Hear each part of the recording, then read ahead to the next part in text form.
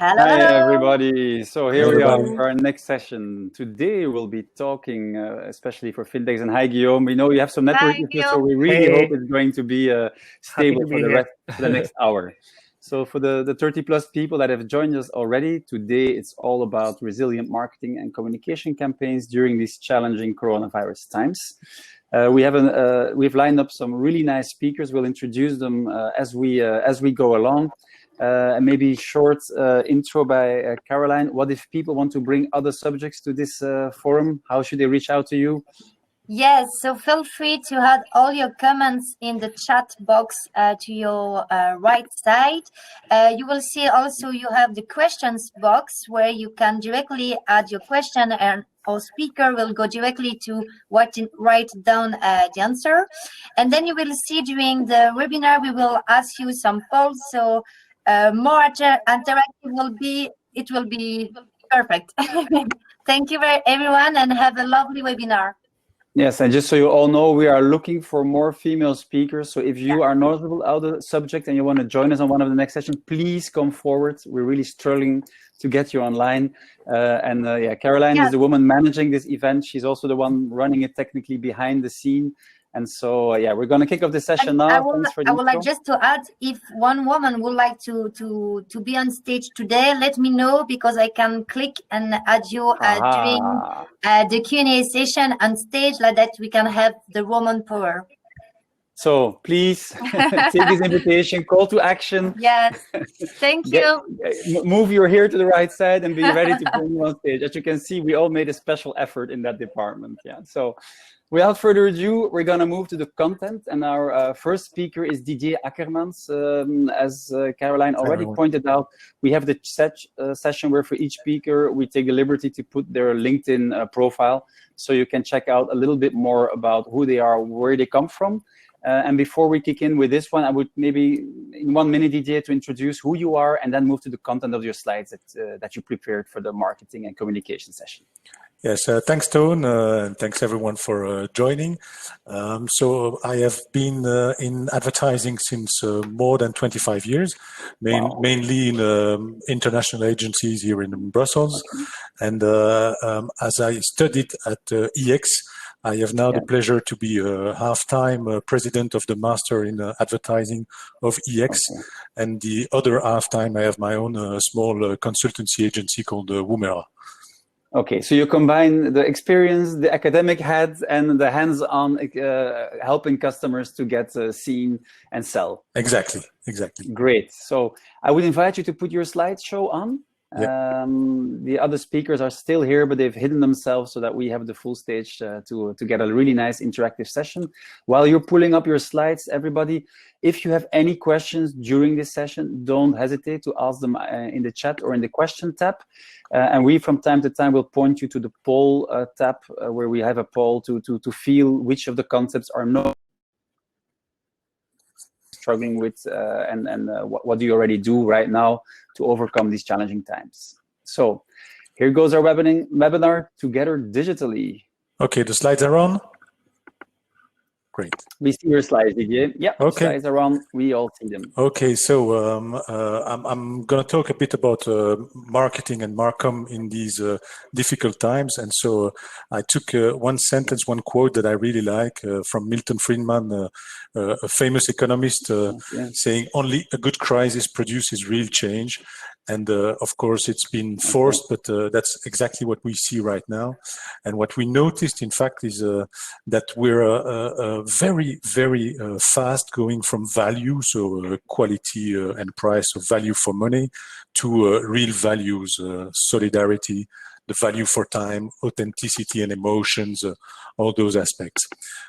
And so I read last week in Marketing Week magazine, Mark Risson saying we need right now to market for the good of all mankind.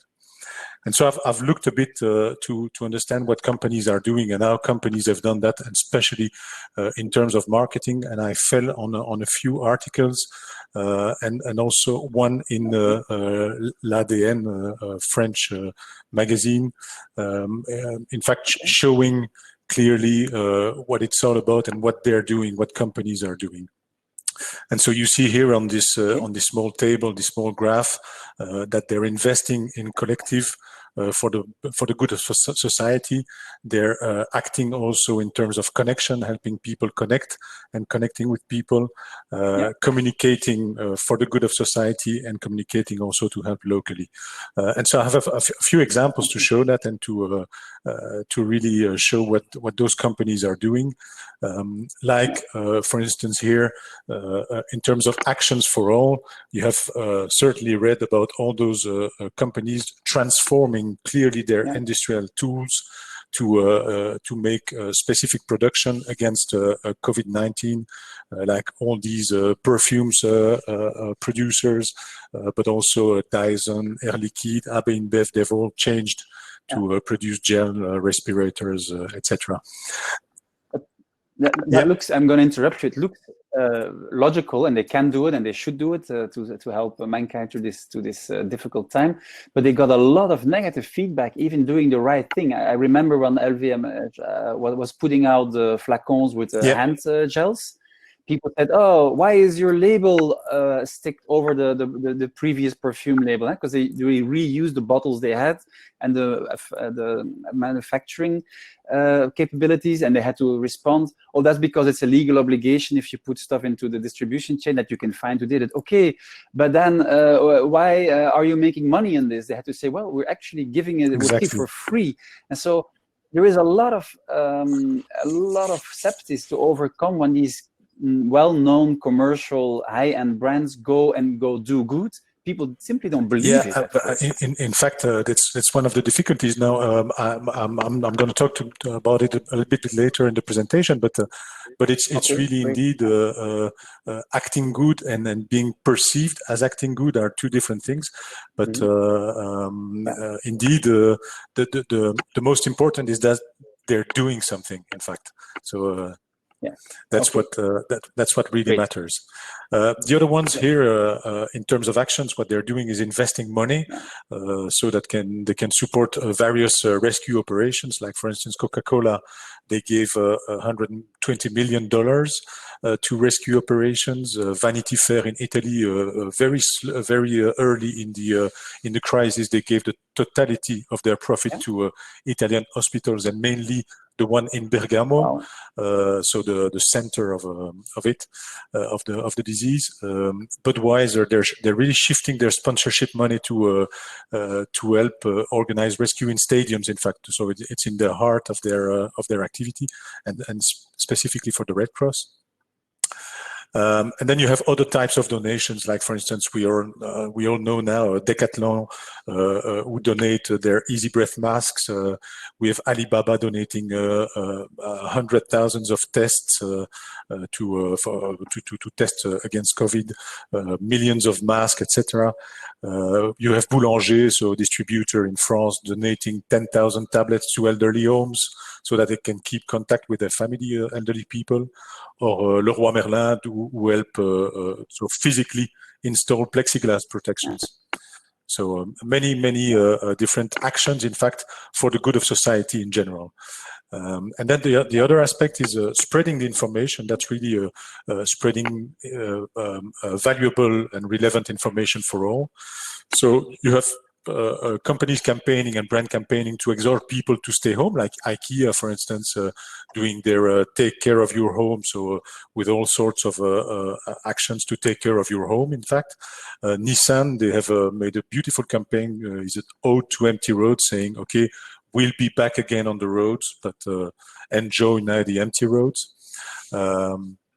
You have campaigning also to exhort people to act responsibly, like a toilet paper brand asking not to empty the stocks by taking everything for oneself. So I said, it's a campaign called Share a Square. And then you have media and platforms, all the media and general platforms fighting against infodemia, as it's called. So the huge info about the epidemic.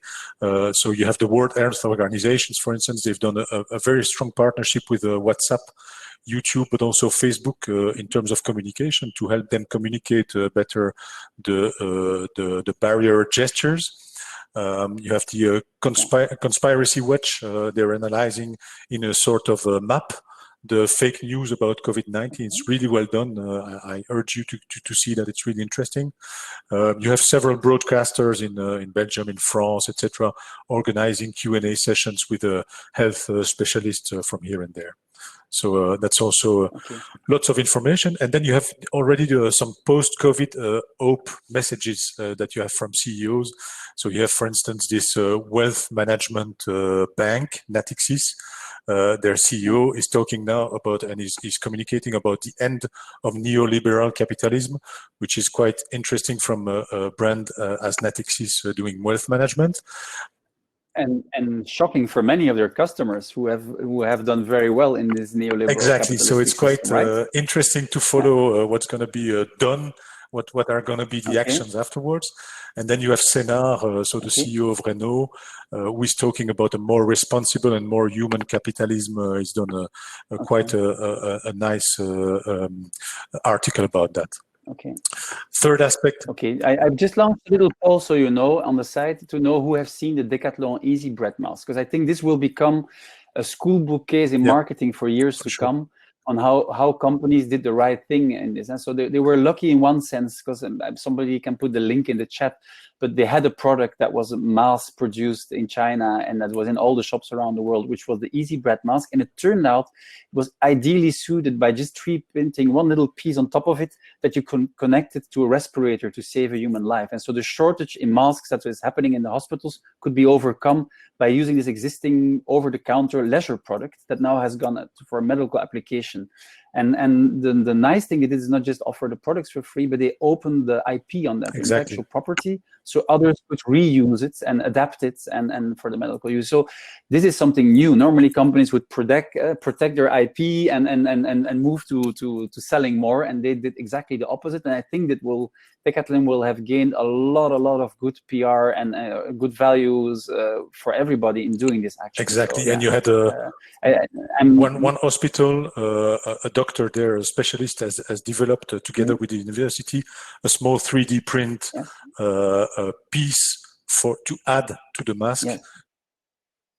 Yeah. Okay. I think we lost the connection here.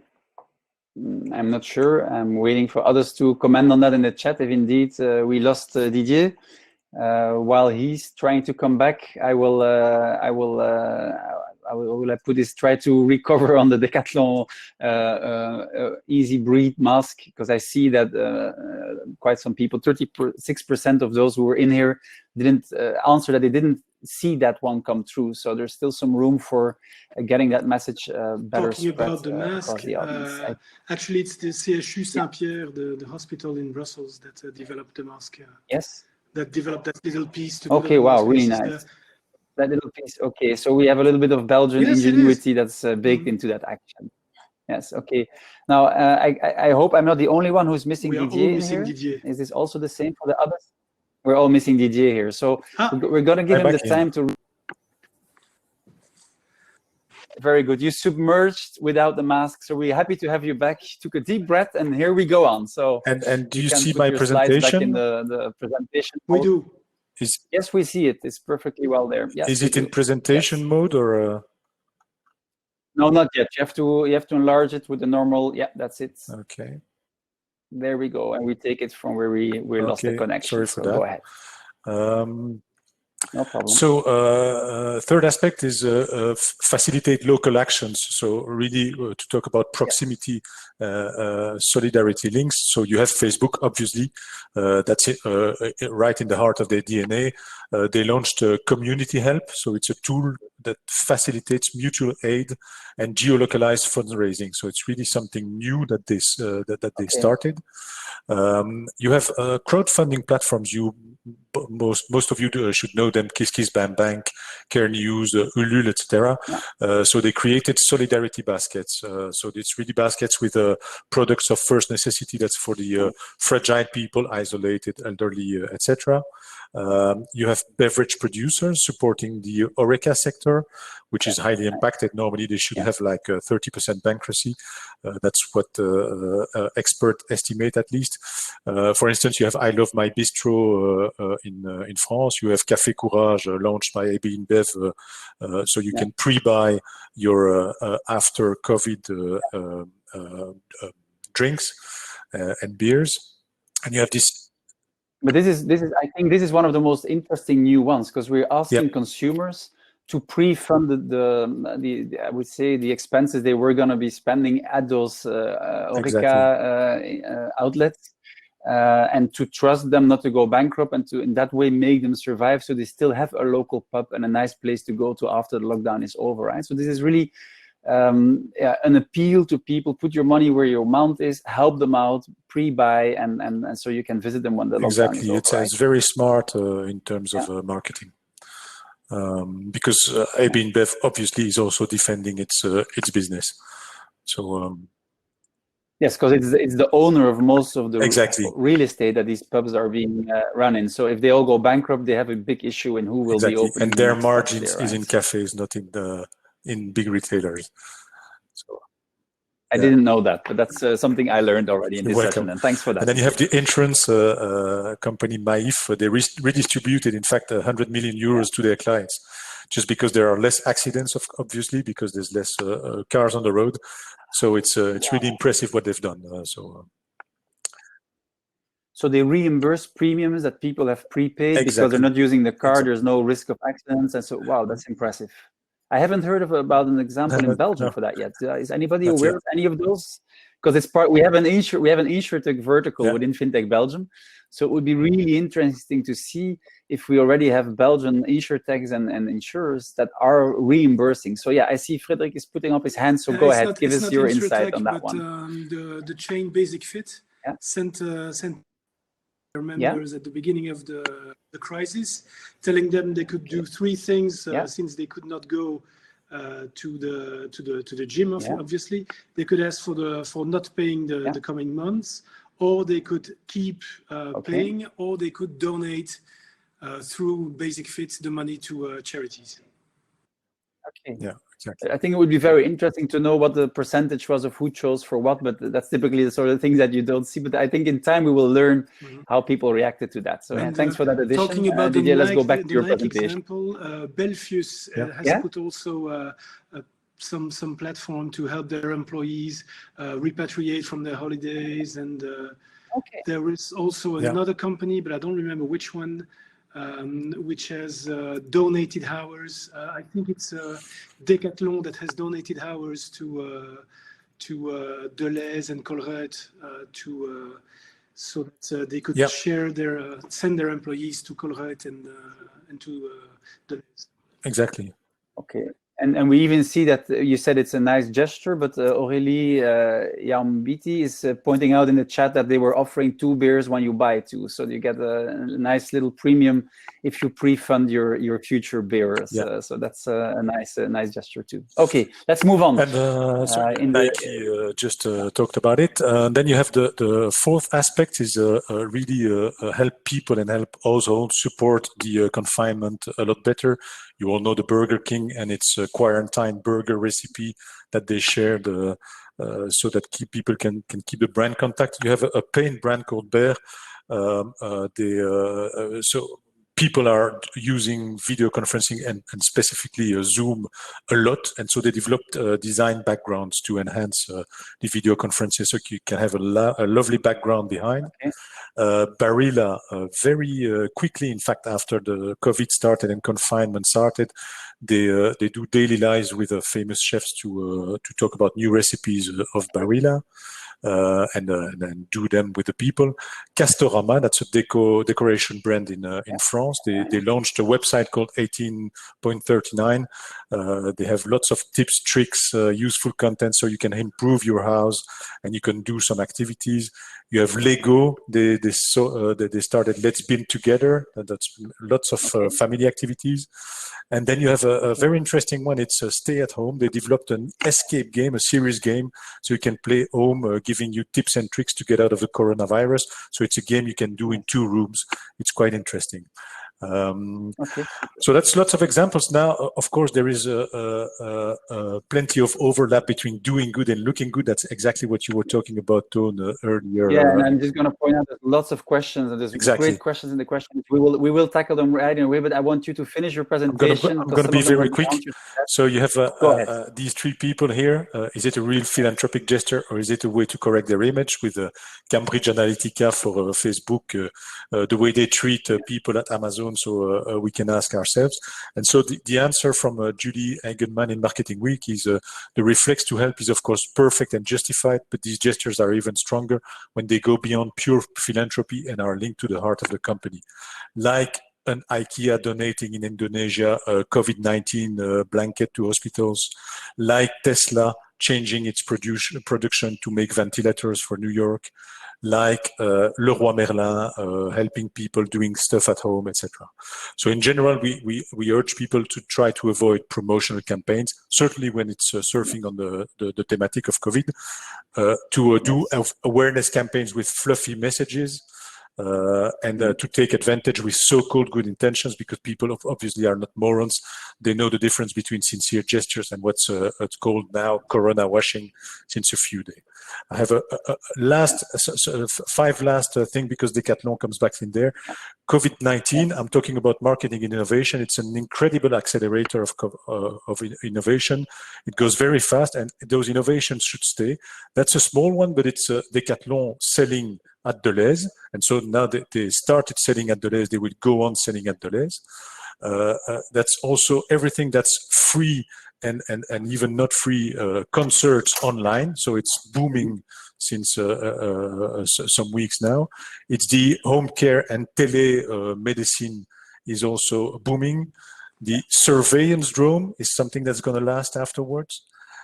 And it's also the Dyson developing ventilator. He was not doing ventilator before. He will sell them afterwards for sure.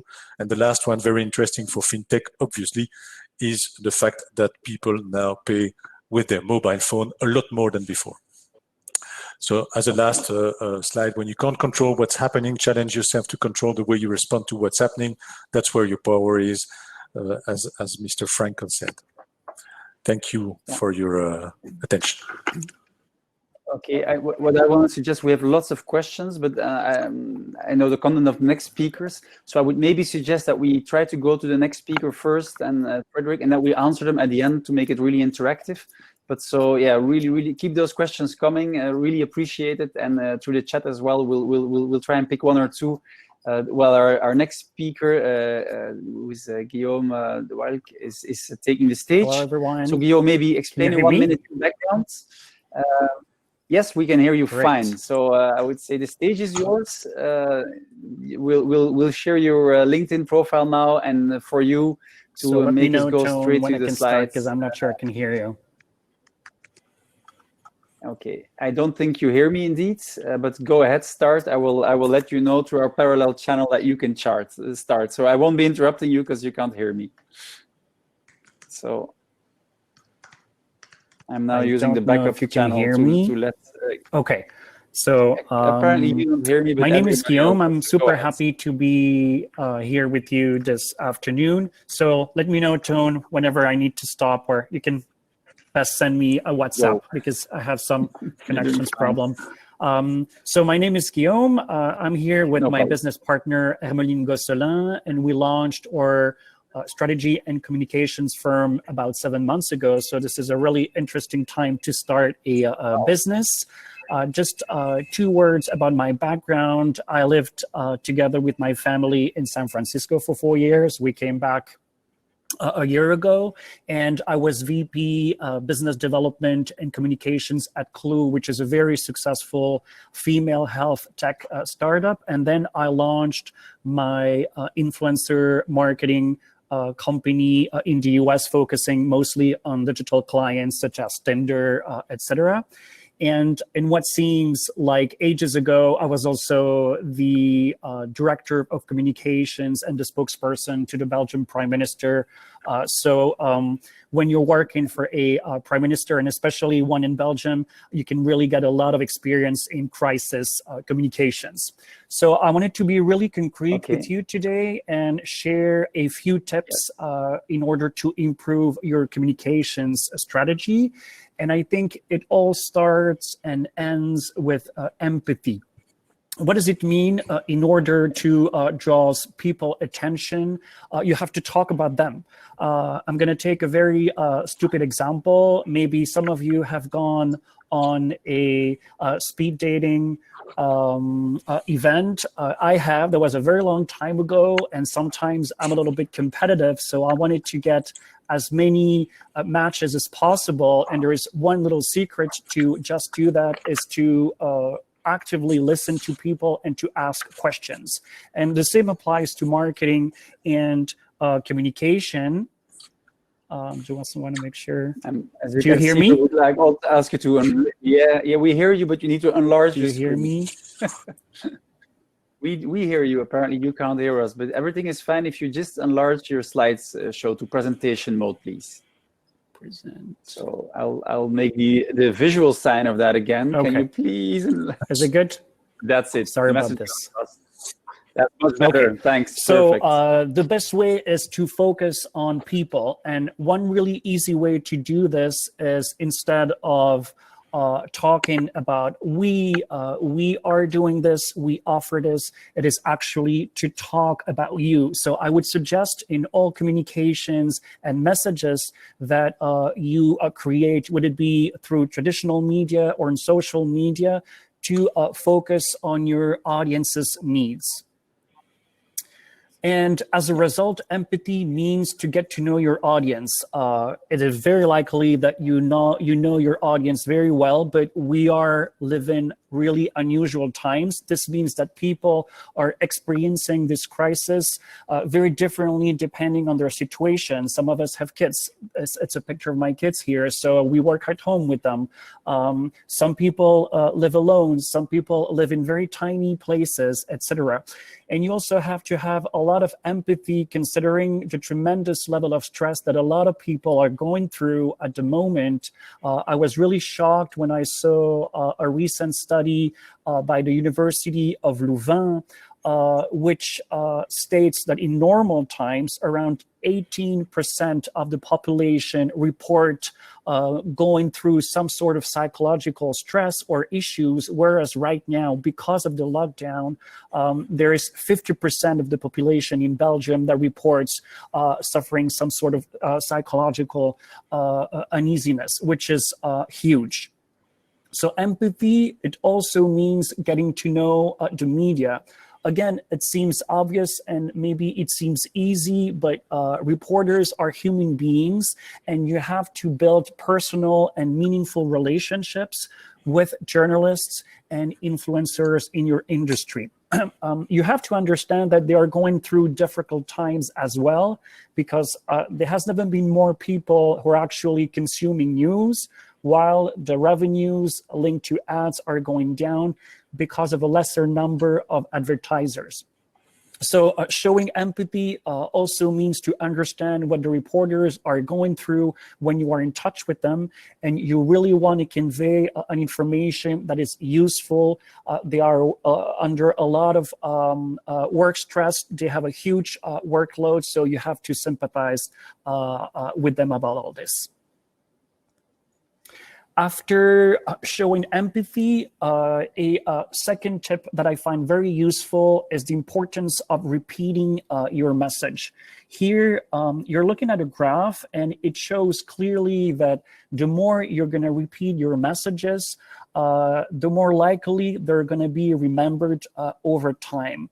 And so it's really, really important that you apply this in your everyday business life. Once you have a main message, you need to distribute it as widely as possible through all your channels. And here, as a fun example, I thought that Devos Lemens would be nice, because we cannot eat our barbecue and we cannot have our favorite sauce outside at this point. So This is the example of a recent campaign that they launched. I think it's a very impactful campaign because they are going straight to the point. It's simple, it's a little bit emotional, and as importantly, they distribute the content as largely as possible through traditional newspapers and media, but also online on their website, etc. So the idea here is really to go 360 degrees. The third tip is to use emotion. I'm quite sure that many of you remember what you were doing or what you were up to when the World Trade Center towers were attacked in 2001. And again, this applies to communications. When you are ready with your message, if you're linking your message with a type of emotion, then research shows that, again, your message will have a greater impact and will be remembered longer. You can find a lot of really good examples. For example, on LinkedIn, this is the post on LinkedIn from a CEO of hospitals in the south of Belgium.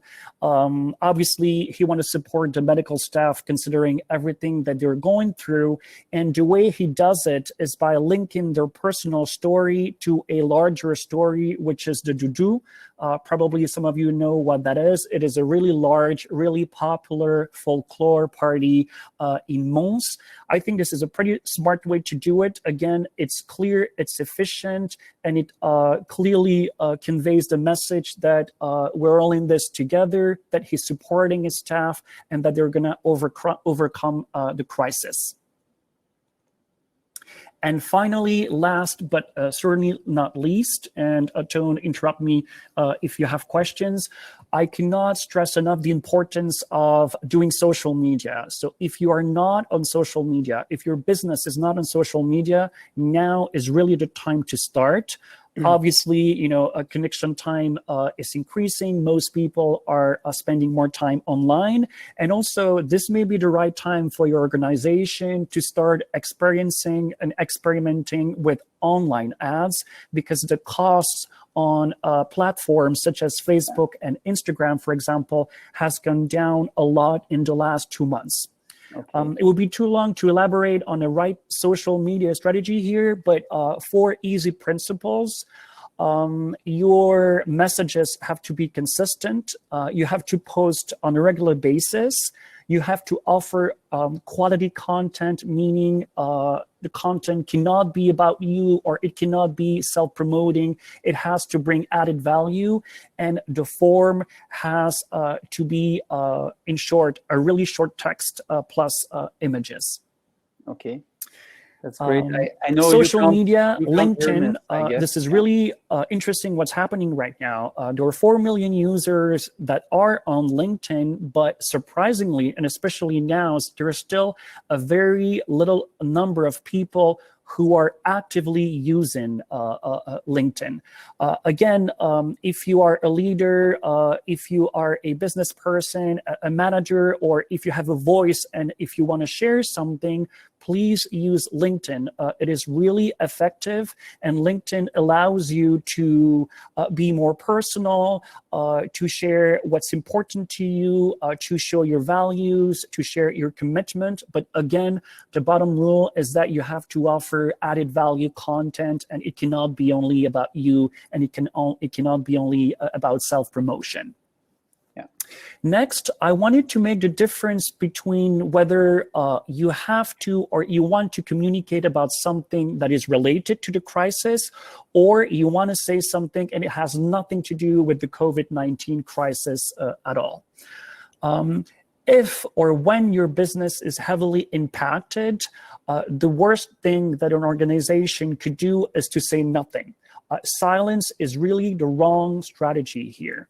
And so I'm using this picture of people in a plane. You know, when you are in a plane, when there are serious turbulences, the worst thing that could happen, obviously, except an accident, is that the pilots won't say anything and won't explain what's going on. You really hate it, and people hate it when they know and they feel that something is going on, but that they don't get any information or any explanation. And this is the same for organizations and businesses. When and if your business is heavily impacted, you have to tell people, you have to be transparent, and you have to let them know what's going on. So in that case, you are in a crisis communications mode, and so you need to act fast. You need to prepare content, and you need to make sure that the content is widely distributed. I think it's very important to prepare, even if you want to go quickly. There's a simple methodology to make sure that the content of your message will be the right one. Again, you start your message by empathy, thinking about people, thinking about your stakeholders. Then you state the facts. Then you come up with the solutions or the measures that your company is taking to address the crisis.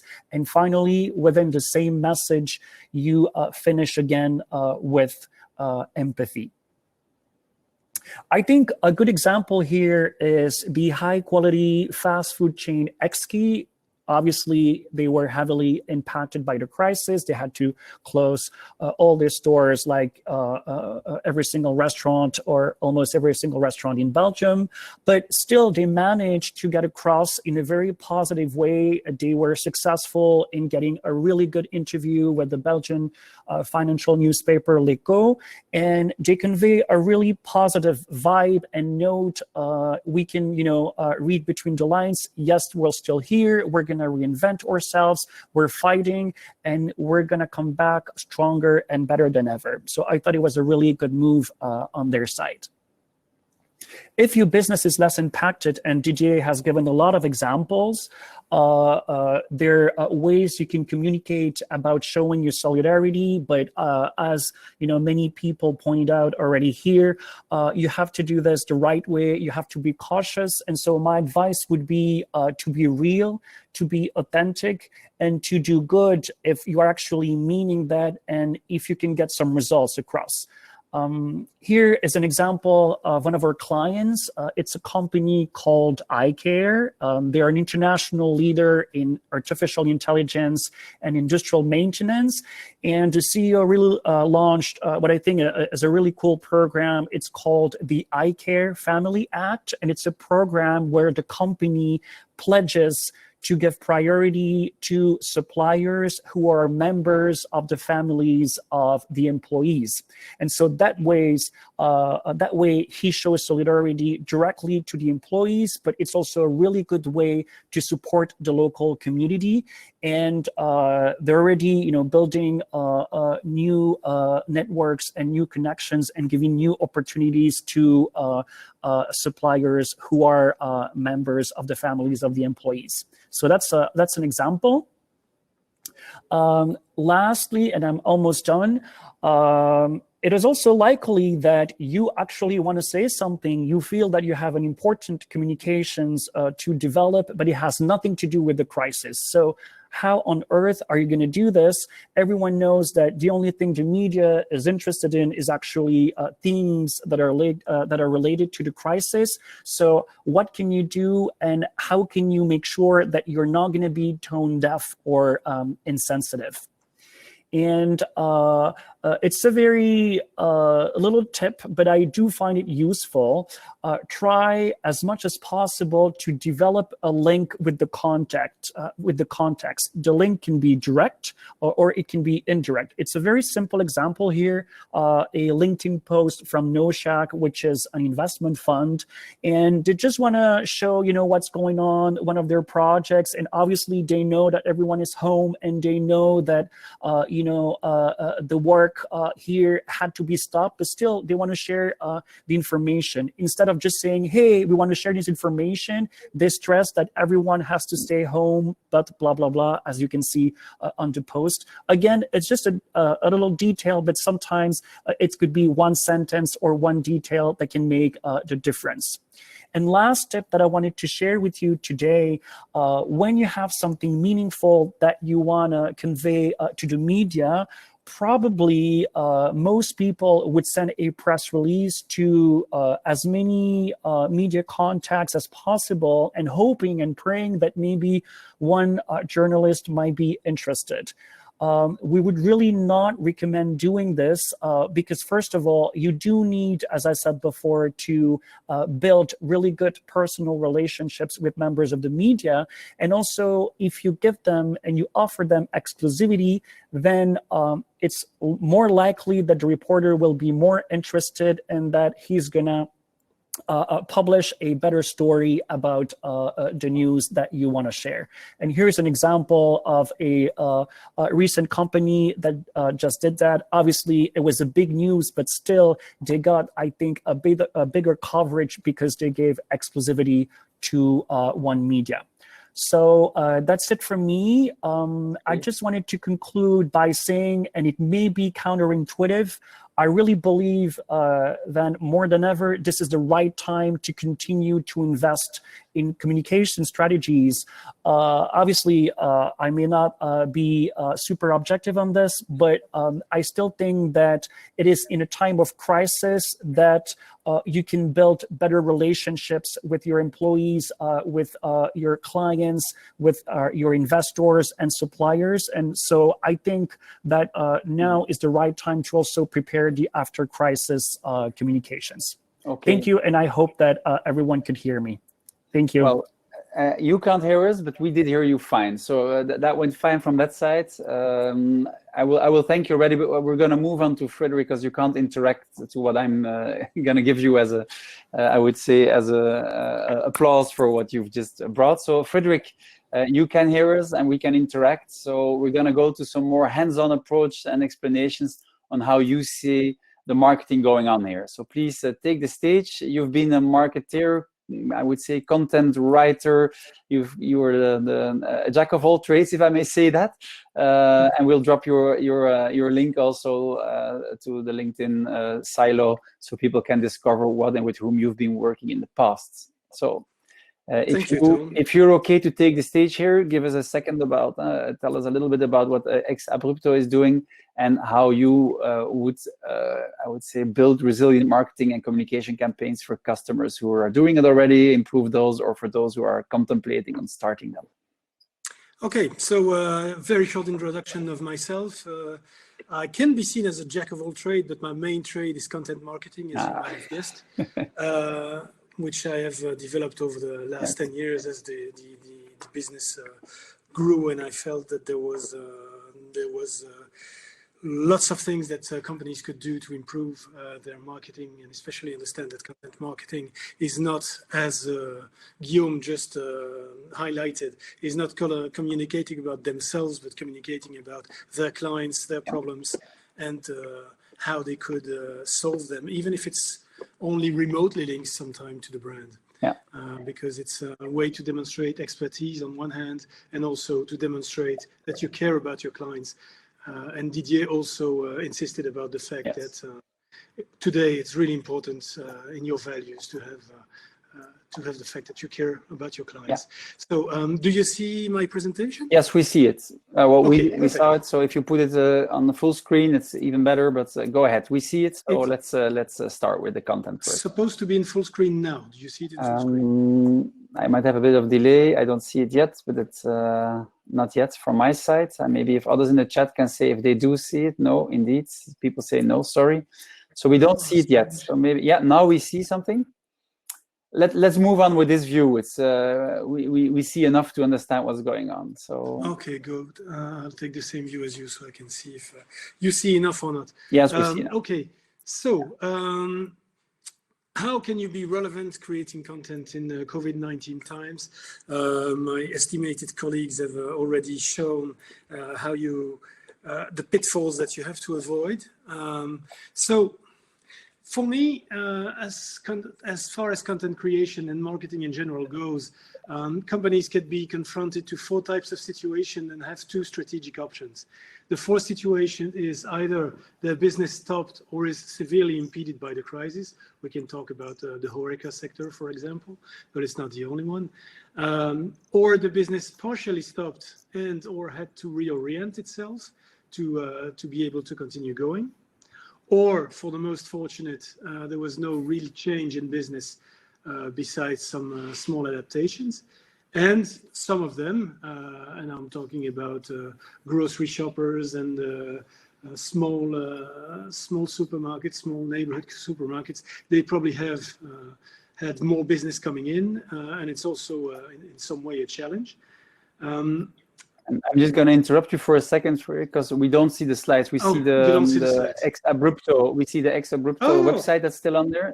So I think you selected the wrong screen for us to follow. Yeah, that's the one. Now we see the right one. Thank you for that. Still not, okay, good. But very smart. You've been marketing your own branding for a time. So, I know it's subliminal. It's well done. It was not my intention, but I know. We believe it. You see it now. Okay, so there is more business. That is the fourth possibility. Now, there are two strategic options. Either you can make no changes to your business model. Even if you stopped completely, you can decide that you will not change many things during or after the crisis. I suppose a dentist will not operate remotely, so that would be an obvious example.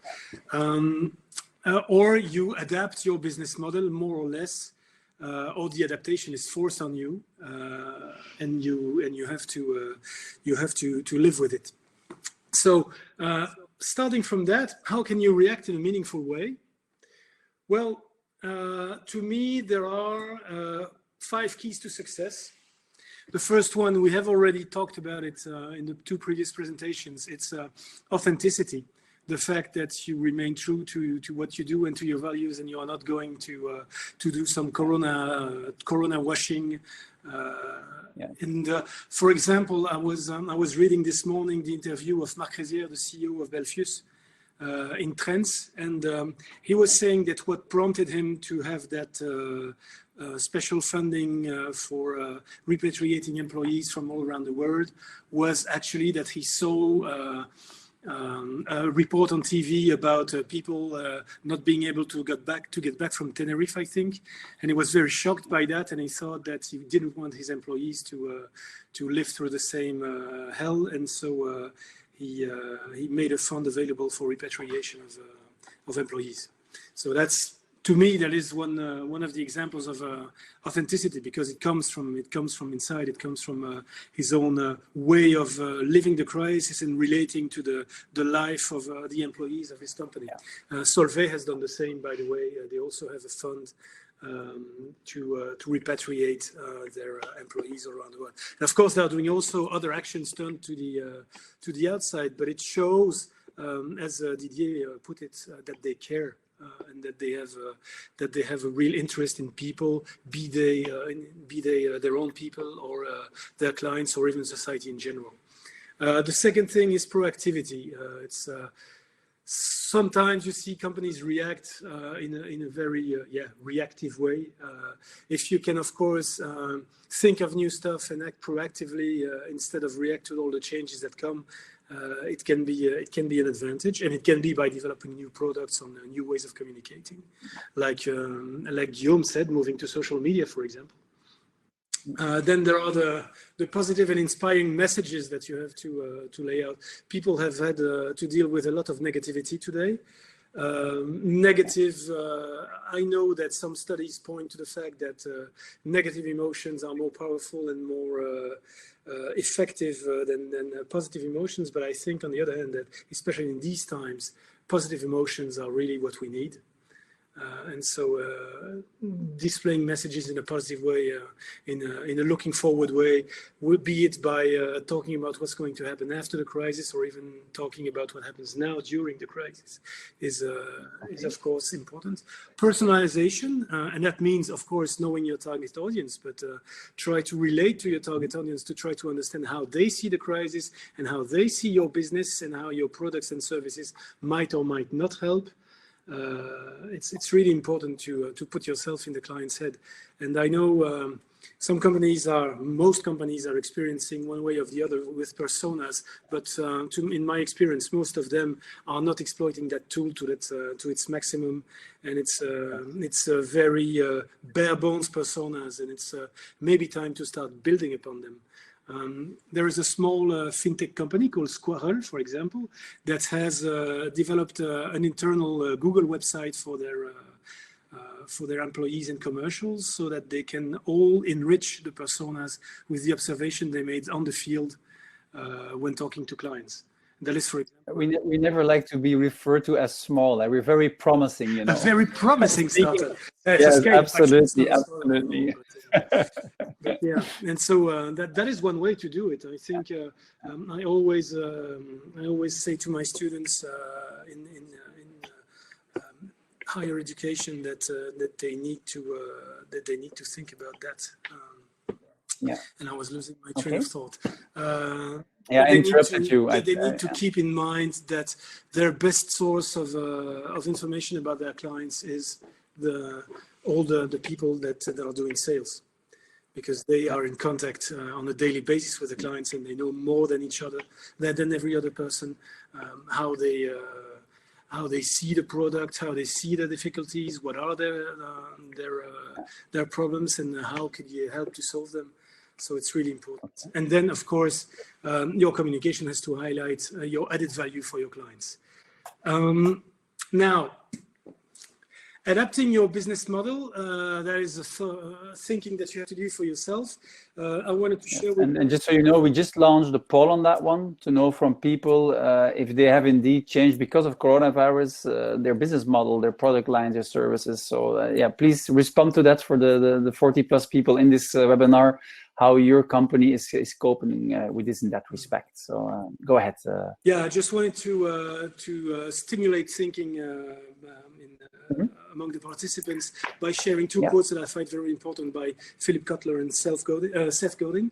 Yes. Philip Kotler said, "Marketing is not the art of finding clever way to dispose of what you make. It's the art of creating genuine customer value." And that is, for instance, what Decathlon was doing with its mask. And then people don't want what you make, they want what it will do for them. And that is also a very important insight by Seth Godin. So we can see it's of course coherent with the message I'm trying to deliver here, which is your thinking about COVID, like your thinking about marketing and content, always starts with the client, always starts with the prospective client, and not with you. Okay. So, for example, here we have, I think Didier's quoted it already, it's the recipe for the Whopper. That is just being present and keeping your brand alive, even in difficult times, with a positive message too, which is, okay, it's not that difficult to make a burger. Of course, we have the brand and we have the recipe, but you can do it by yourself as well. Then I have a strange example that I got by email. I think the intention behind the new product offering was good, because it addresses a problem for companies, which is how do I make sure that my employees are in a safe environment when they come back to work, and they have a solution to disinfect door handles and that kind of stuff. And offices, so it's quite interesting. But the way they communicate is hopelessly flawed. As they are. I was going to say, if I get this, I'm going like, this is backward. I mean, give me a solution where I don't need to touch a handle. I don't want to have somebody have to clean it with a spray. That's like plumbing, backward thinking, like the existing. Let's make these things work without risk of contamination, right? Yeah, exactly. Well, I think they offer solutions for that as well. But anyway, the thing is, I didn't read the mail. After the first line, I was lost already, because he's talking about he's talking about his company and not about the product or the problems, or not in the proper way. Yeah, you mentioned personalization. If I am addressed cher client ou relation, you really figured me out really well, right? There's 100 wrong things that are wrong with this messaging, and that is really the worst example I stumbled upon. Maybe we should at some point have a session. Find not just the bad, the good, and the ugly, but just focus on the bad, because there's so much bad stuff to be fixed in this space. Yeah. But here is a positive stuff on the other hand. That's good. We were going to be positive too, right, Frédéric? That was the other message from FEWeb, the Federation of Web Companies. Yeah. And what they do, they have started an impact barometer, where every Monday they will send a mail out poll out to their members to ask how the crisis affected them. So everybody who participated in the poll can have the poll results. And then also another part, important part of their business model is they organize conferences for their members, paying conferences, and they decided to make free conferences during the times of the crisis, and they communicate about that. So that's also a way they are indeed giving away stuff to their clients to help them, which is, I think, a very positive way to do things. And also, of course, they moved the conferences online, so there's a little adaptation of the business model, and that is something that you can certainly relate to as well.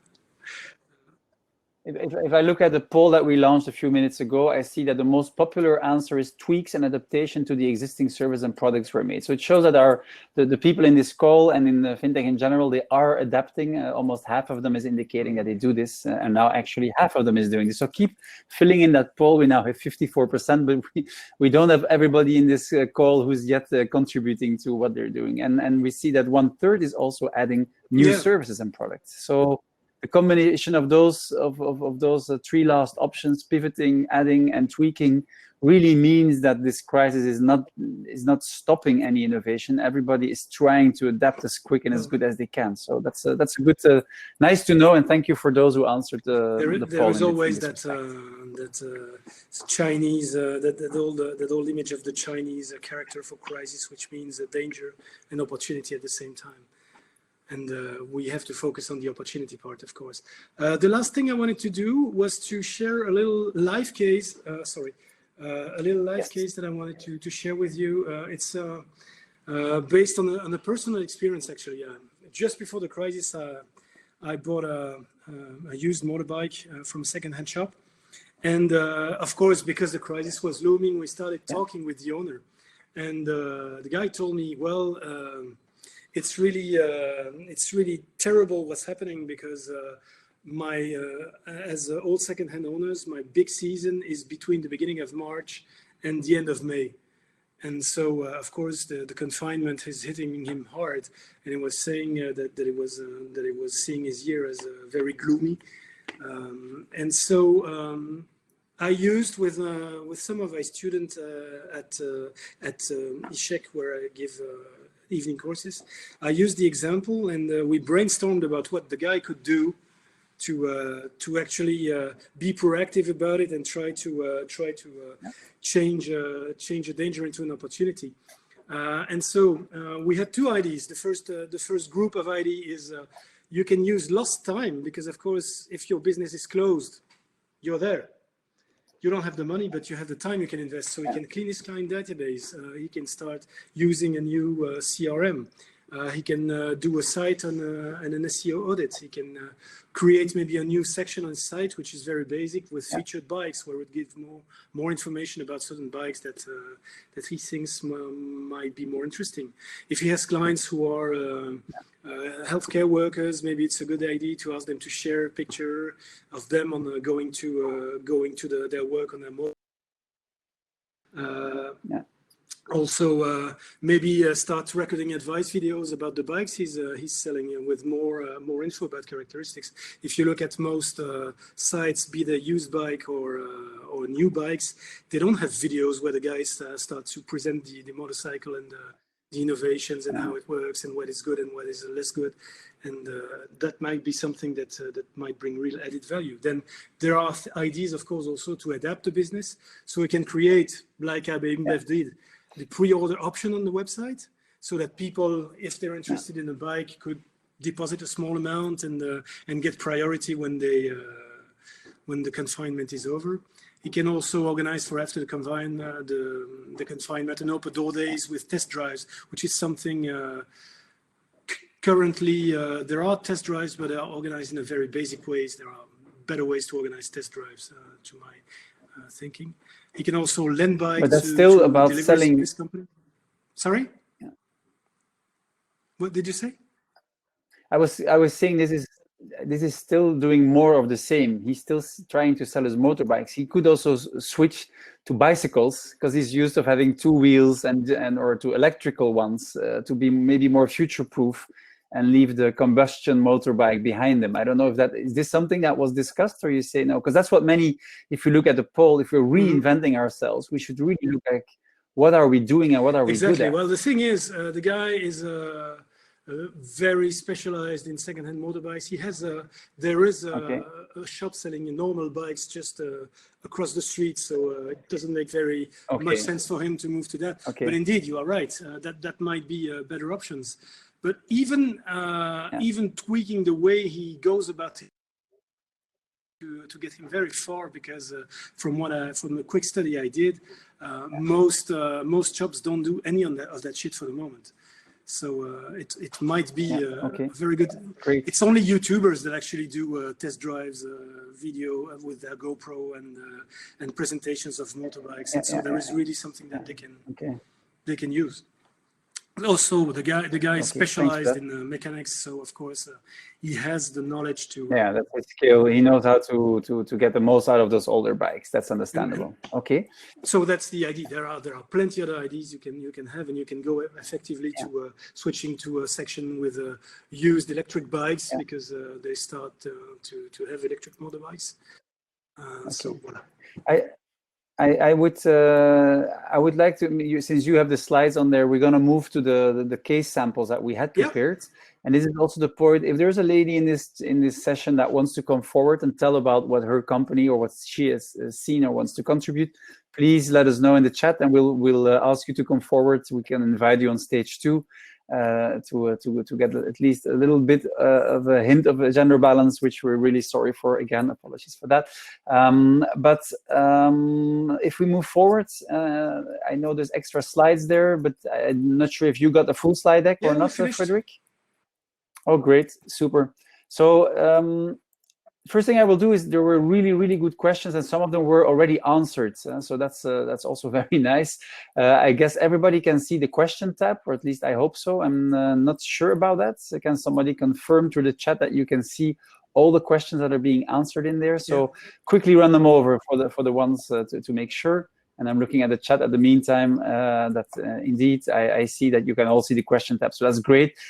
So while we were having this webinar, we're all still struggling in making it interactive, but several of our speakers have taken the time to address the questions that were asked by the audience. So thank you for those asking questions, and thank you for all of you for answering them in there. So the evident one, we've all read that, Jeff Bezos, owner of Amazon, his company is doing very well in the crisis, people ordering from home. And so 24 billion were added to his personal wealth in value, that is to say. And people are asking, will this impact him negatively at some point, that he's like making a lot of money on this crisis, where at the same time, until recent past, he was making American states bid for his presence to come to them or not, with depending on what's your feeling on that, from the speakers. Who wants to address it? I saw you were reacting. I was reacting. Do you hear me well? Okay, I was reacting because yes, we hear you. We'll take Guillaume right after. I don't think it will be there will be a lot of impact on the consumers, because they have other things in mind, that the fact that he has 24 billion more, and that shows that they don't care about that and about what he's doing. But it might impact him on a political level, maybe, because I think in this aspect he might have some difficulties further on his activities, I think. Okay. And Guillaume, yes, I agree. I don't think actually it's a question of, marketing and communications. It goes far beyond that. It's the debate about capitalism, and it's also, and we will see depending on the outcome of the presidential campaign in the US, but some of the Democratic candidates had very strong opinion about big tech, and one of the candidates, for example, Elizabeth Warren, wanted to split up big tech. So I think this is the larger debate, and it goes way beyond marketing and communications. And I think we have to be honest, and we also have to recognize that we are also ourselves a little bit in conflicting positions. I am a user of Amazon, and at the same time, I do know that the working conditions of the workers are not that great. So I think it's a pretty interesting and complex debate. And but in the US, it will, I think, very much depend on the outcome of the elections next year. I think Frédéric wanted to add on top of that. Indeed. So go ahead. To add on, to build upon what Guillaume just said, Amazon is experiencing a problem with justice in France for the moment, because some of the workers and worker unions have launched and won a judicial procedure about employee safety, and that has forced Amazon to curtail its activities from their warehouses in France. Of course, it's only France, but that is already a concrete backlash that they are experiencing about their the way they treat their employees. Yeah, but you can see that they are not they're fighting back. They're threatening of no longer serving a country with something that has become a critical delivery service for many consumers. So it's an interesting position that we as consumers do have a choice by where we order, and if we know that these companies are having bad worker respect in working conditions and bad pay for what are now critical workers, that we can choose to buy at another company. Although at the same time, you see that as consumers, we're very pragmatic and lazy, and everybody wants the good deal. And so this, what advice can you give to companies trying to overcome, to pay their teams well, to serve well, to make the customer pay that premium and yet feel good about it? Well, if they communicate about that, I think that would already be something. If they make it clear that they do things. I cannot help but contrast, for example, the attitude of Alibaba and Amazon during the crisis, because one of the first things Jack Ma announced when the crisis started was we're going to ship masks everywhere where it's needed, and there you go. I'm also very impressed with. It's a way of showing how they do things very well, and at the same time, it's perfectly fits their business model, and it shows also. Okay, Didier, you wanted to add on that? Yeah, I was very impressed by what Hermès has decided. So luxury brand Hermès, they have communicated the fact that they will pay. So they have enough cash flow. So they said, we have enough cash flow, we earn good money. And so we're going to pay our 15,000 people, I think, across the world, what they've been paid so far. So we don't change anything, even if they don't work and they can't work in the factories or in the shops. And they also said that they would, all the shareholders, they will have dividends. They had good dividends last year, but they will have dividends at the level of last year, which is like 5% less than this year, if I remember well. So they really show, okay, we're going to support as we can and as we believe we should. And so they've done it very transparently. It was really a good communication. Okay, Guillaume, do you have an example there? Go ahead. I was actually citing one of my clients, and not because the publicity, I think they don't, but it's iCare again. And I think someone in the audience said that they were really really an amazing company, and they just did the same thing. And I think it's first of all, it makes a lot of sense. So they've decided to pay the bonus to all their employees, which is considering the circumstances, because they're also affected by the crisis, which is something quite remarkable. And I think it's not only it makes sense, it is fair, but if you want to be a little bit cynical, it is also an investment in the employees, and the CEO is extremely smart when it comes to that. But unfortunately, we focus on very, very few good examples, but sorry to be blunt and to be in the face of everyone, but the large majority of companies do not do this, and they are extremely hypocritical. There are many international companies, Marriott, for example, they fired literally everyone, and they're making billions of dollars of profit per year, and they've fired everyone. And at the same time, this is the same type of CEOs that is signing pledges after pledges. We will do good. We will do good. So there is a lot of cynicism, and there is a lot of hypocrisy too. Yes. Okay. Sandra Guillaume, who works for FinTech Belgium, who says she's using her shopping baskets as a revolutionary tool. So by not clicking at Amazon, you spend your money at a more local or more sustainable business. Definitely. No, she has a point. Also to the tech base, I think that's going to be the next discussion. And the government is helping out the economy, but our children and generations to come will have to pay for this. And that's going to be through taxes. And typically these large platforms are not known for being, how would I put this nicely, dutiful tax contributors. Yeah, so that's another point. Now, let's maybe go to the fintech angle, because we've taken a lot of examples from luxury brands. We've seen a few people speaking out even against capitalism, although they make money in it today. So that's going to be an interesting shift for a wealth management fund. Who else, and maybe through the chat, wants to come to the stage or has another example in fintech that they found either leading or tone deaf? I see the crowdfunding platforms are being given again as a good example of those that quickly adapted and they use the opportunity, of course.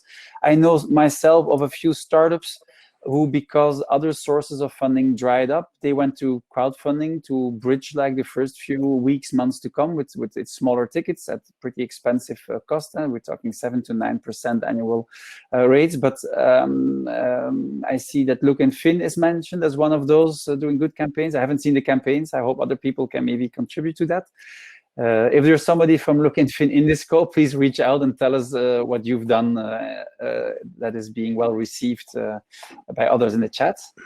I'm checking out if we see, I'm going to the people tab here to see if we have somebody from other companies in here that have been mentioned as a good one. I know that we had an example lined up from Willem from Drabble, who pointed out also a customer of theirs doing that. So if nobody else comes up, we're going to try to invite quickly Willem or his customer on stage to talk about what they did or to give the reference to that case. I would almost say 1, 2, 3, and I'm hoping that Caroline in the back of this can make that happen. And so if Willem heard us, please accept the button of the action. Don't forget, while we wait for that, to go to the polls and fill in the ones you haven't filled in yet. And hey, hi Willem, good to see you. Hi, and good to see that your graphic department in the back of you is producing very nice drawings. That's nice to see that goes on too. So tell us about your fintech customer and what they've done to do this campaign. Campaign is much said. We applied 2 technologies ourselves to help us go through Corona times. Okay. One is something we've been using already for a few years, and that really helps us. It's Pipedrive, which is our. They call themselves sometimes a CRM system. I call them a sales follow-up system. It's something that helps us incredibly because it allows us to really manage our way of working. We've been an international company, people sitting in different cities around Europe. So by definition, we have been used to working remotely and cooperating remotely. Yes. And then the other one that we signed up for now a couple of months ago is lead forensics.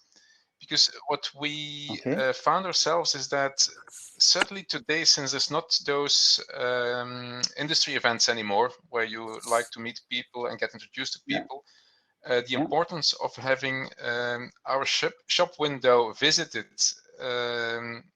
as much as possible is one thing, but knowing who is looking at our web shop is even more important. So therefore, we signed an agreement with Lead Forensics, who give us insight in which businesses are visiting which pages on our website, which allows us to generate leads ourselves before those people that might have just given a look and then go out again and go and look at other websites. It's really, catch them whilst they are. Okay, it sounds a little bit like a dark pattern because they're probably not aware that you're looking at who they are and to follow up on them. But how was the reaction if you reach out to those people then to other channels? You have to be aware that we don't see individuals; we see companies. And we see what pages they look at. And for instance, if you discover that someone of Bloomberg Analytics or Bloomberg is looking at your website, who would it be? It's nice, but it's not really, let's say, very useful. But at the same time, when you see it's companies that you are interacting with in different contexts or that you're just familiar with, then you can reach out to the people that you know inside that company and just take that as a basis. we've seen you've been watching our website, but are you interested in whatever they might have been looking at? Yeah. So that's for us, that's really helpful. Okay, nice. Okay, good. Thank you for that example. We're calling for other people in the chat to also come forward. We just got a reaction from Alessandra again on Look and Fin, who are, as a fintech, suspending the reimbursements on the loans that the PMEs took, the SMBs took on their platform. So that's very similar to what banks are now going to be offering their customers, to not just freeze the interest payments, but also the reimbursements. I hear that a lot of banks are struggling in getting this implemented in their backend systems and their mainframes, because they were never intended for this sort of contract breaking, I would say, conditions. Yeah. So this is a running loan contract that's the terms are changed due to COVID. This is not something that was anticipated. And yeah, it's going to be very interesting to see how the Belgian banks and credit instances are going to manage to process all those requests. And it's very reassuring to see that the fintechs have already managed and pulled off this big task of being able to help the economy come through this tough phase. So thanks for that one. I see Loïc de Krombrugge, he's adding that a quick improvement on the payments in the UK was that they increased the spend limit on contactless. I think this has also been done in Belgium indeed. So yes, I noticed at shops we can avoid cash and avoid having everything that is linked to potential COVID viruses attached to cash exchanges by paying contactless. So yes, indeed, I think it's going to be a very, very big disruptive movement, because it's very hard to go back afterwards. Once that you have shown these contactless payments methods for bigger amounts and without having to re-put your code every 3 transactions, which was the case before, this might be the very big breakthrough of contactless that we have been looking for so many years. In the meantime, I'm going to move. If anybody wants to comment on any of the questions or chat, do chip in. Just take the mic. I'm going to try to read through the questions to see if we find anything more interesting or concrete in there. And if not, we're going to, I would say, start to summarize this marketing session in sake of the timing that we announced before too. As always, we will be sharing our slides publicly after the event. This session will become a YouTube video that you can go back to if you missed anything that you want to listen to again. And in the meantime, I would give the stage to any of the speakers that wants to add something. Yeah, so Xavier Cormand is telling that his bank even notified him that they raised the limit to €50. And I think they did 2 things. They raised the limit and they took away this every 3 transactions where you had to put your PIN code anyway. So they're really pushing contactless this way. And it also shows that it's just an arbitrary limit. Yeah, there was no law that had to be changed for this. To my knowledge, it's something that they can just decide one day to the other. So maybe this is a very nice opportunity for a startup. If you could figure out which type of shop could take which type of transactions on average basket sizes, you could probably even go further with that one. And we get the link of this article on the prepaid cards in L'Echo. So thanks for that too. Sorry, Toon, I've seen that yes. The Belgian government is backing loans to companies now, companies and businesses. Absolutely, yeah. So it has taken quite a time, and this was announced earlier by the minister, but it has taken quite a bit of time for the government and FinTech to agree on the exact conditions. Who's going to take from what I heard, after the 2008 crisis, there was a 1% default rate on outstanding loans, and they fear that it might go up to 3% now. So again, this is not Armageddon. We will come through this, and we will be reopening up the economy to some extent. It's not the end of the world. At some point, we will look back at this. There will be lessons, and let's hope there was a reboot of the economy with some more sustainable elements baked into it. It's just the end of the world as we knew it.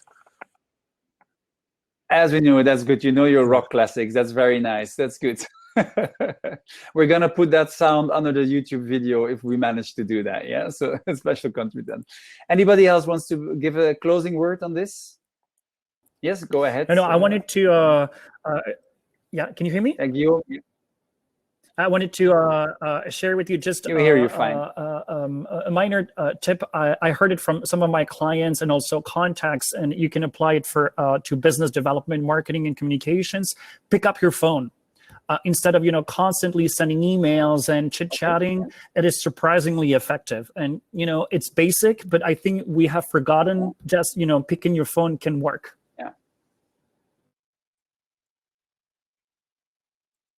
Yeah. Okay, great. That's a good tip. Thank you for that one. Anybody else wants to? I see the Loyaltech case that was in there. Somebody says that's a good one too. If there's no more comments, I will try to pull up our presentation, or maybe Caroline wants to do that to have the final, I would say, the final slides on cases that we had prepared. So that's one good one. So I hope everybody is seeing that. Or not, or if there's too many of us on stage, it won't work. And then otherwise, for those who want to know for next week, there you see there's a call to action on your screen. We'll be talking AccountTech, how you can use AccountTech providers to improve the home working, to have the right tools at your disposal, to do the cash management, to know who has open invoices, and the whole practical part of linking your bank transactions either to PZ2 account aggregation across all those banks and payment institutions with your documents of invoices that are being sent to your customers. So join us next week for that one.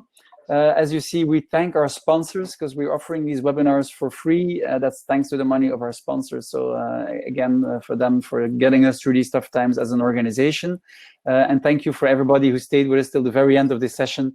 We look forward to seeing you back later, and don't hesitate to give us any feedback on what you've seen here, and to suggest new subjects that you would like us to cover in one of the upcoming webinars. I said again, the next one next Friday, same time, 2 o'clock in the afternoon, for a 1.5-hour session on the subject of AccountTech.